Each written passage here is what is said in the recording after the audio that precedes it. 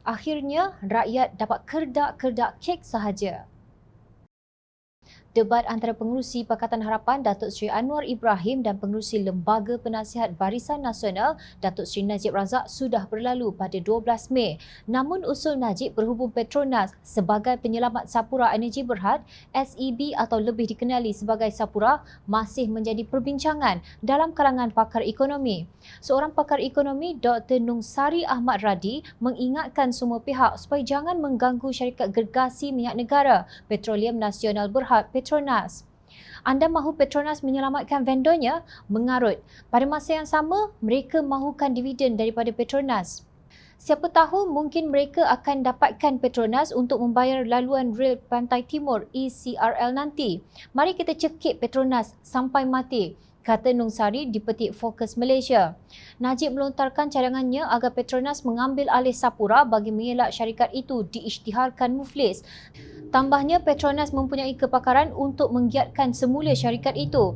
Ahli Parlimen pekan itu juga mencadangkan agar SEB diberi pinjaman bank yang dijamin kerajaan. Selepas Petronas memperoleh SEB, syarikat minyak negara itu boleh menjamin kontrak bernilai 7 bilion ringgit dan menyelesaikannya selain menyediakan modal kerja yang kukuh untuk syarikat oil and gas. Setelah SEB diperbaharui, Petronas boleh menjualnya. Apabila itu berlaku, Petronas dan amanah saham Bumi Putra akan mendapat manfaat, kata Najib dalam debat tersebut. Dalam hubungan ini, Nungsari berkata, Petronas patutnya menyumbang kepada Kumpulan Wang Amanah Negara KWAN untuk menjamin kewangan negara bagi generasi akan datang. Namun tambah beliau, kerajaan menggunakan dana KWAN untuk membeli vaksin COVID-19 kerana Putrajaya tidak mempunyai wang ketika itu, menurut laporan. Nampaknya kita terus berbelanja tanpa mengambil kira keperluan menabung untuk generasi akan datang. Masanya akan tiba apabila kita tidak lagi mempunyai dana hasil petroleum, sindir Nungsari. Pakar ekonomi veteran itu menyarankan bahawa kerajaan perlu melakukan lebih banyak lagi bagi mengembangkan sektor ekonomi lain untuk mempelbagaikan aliran pendapatannya dan bukan bergantung pada wang tunai petroleum sahaja. Dan Petronas sendiri tidak berprestasi terbaik kerana kita terus bergantung kepadanya. Kedudukannya sebagai syarikat Fortune 500 bakal terjejas. Sebagai contoh, pada 2020, Petronas kerugian 21 bilion ringgit tetapi masih perlu memberikan dividen 34 bilion ringgit kepada Putrajaya, tegas Nungsari. Jarian Jom Channel mendapati kenyataan Nungsari itu benar kerana Petronas mencatatkan kerugian bersih 21 bilion ringgit pada tahun keuangan berakhir 31 Disember 2020 berbanding untung bersih 40.5 bilion ringgit pada tahun 2019. Namun jika tidak mengambil kira rosot nilai, syarikat minyak dan gas nasional itu mencatatkan untung bersih 10.5 bilion ringgit bagi tahun keuangan 2020, berkurangan 78% berbanding 48.8 bilion ringgit pada tahun sebelumnya.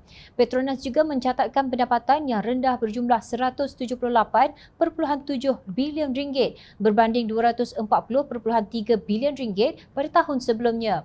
Bagi suku keempat berakhir 31 Disember 2020, Petronas mencatatkan untung bersih sebelum rosot nilai 200 juta ringgit berbanding 9.4 bilion ringgit dalam suku sama tahun sebelumnya berikutan pendapatan yang rendah dan perbelanjaan bersih lain yang tinggi. Pada suku itu, rosot nilai terhadap aset berjumlah 1.3 bilion ringgit sekaligus menjadikan kerugian bersih 1.1 bilion ringgit berbanding keuntungan bersih 4.1 bilion ringgit pada suku sama tahun sebelumnya. Jelas, Presiden dan Ketua Pegawai Eksekutif Kumpulan Petronas, Datuk Tengku Muhammad Taufik.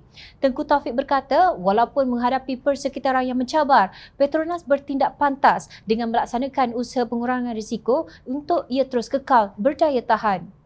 Petronas telah berdepan tempoh paling mencabar dalam sejarah kumpulan. Menuju ke depan, kami menjangkakan industri minyak dan gas masih akan dipengaruhi oleh ketidakpastian dan kami akan terus kekal berhati-hati, katanya di petik media.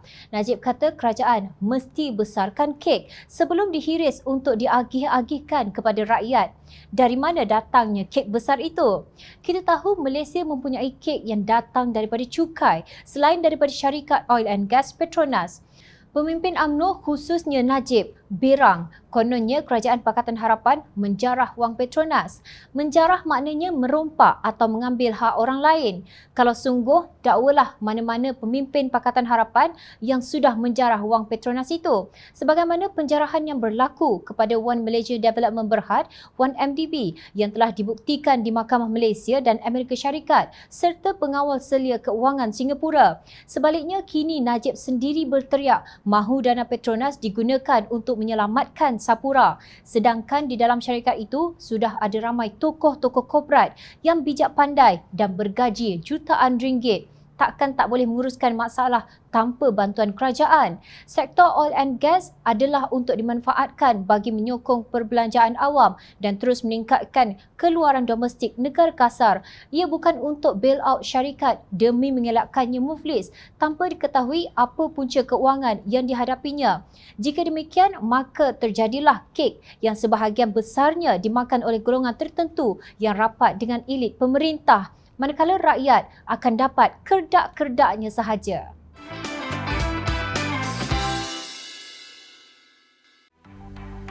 Mencari maklumat dan berita politik yang bebas, kupasan yang tepat, panas.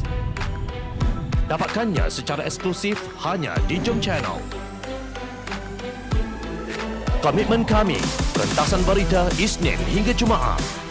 Berbicara dan isu semasa, kami garapkan secara langsung. Panel-panel berkaliber dan profesional. Interaktif, pandangan anda kami raikan. Jangan lupa bersama kami di setiap hujung minggu dalam edisi khas mingguan.